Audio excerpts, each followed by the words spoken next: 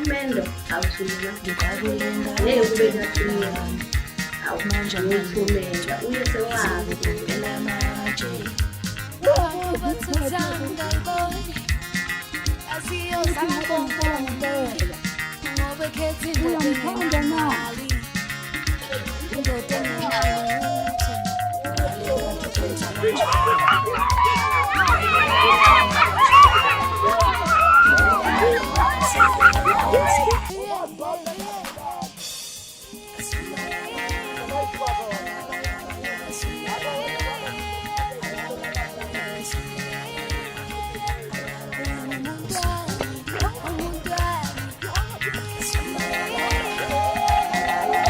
Nomakoti nomkhwenyana seninabo abantwana bazange sibabona.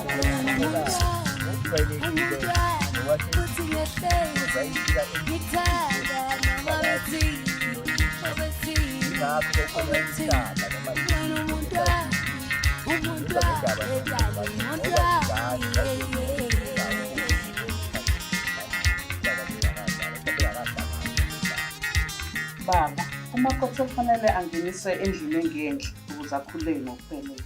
Ngakho-ke isana utshwala Ngisele kwamambo ngemali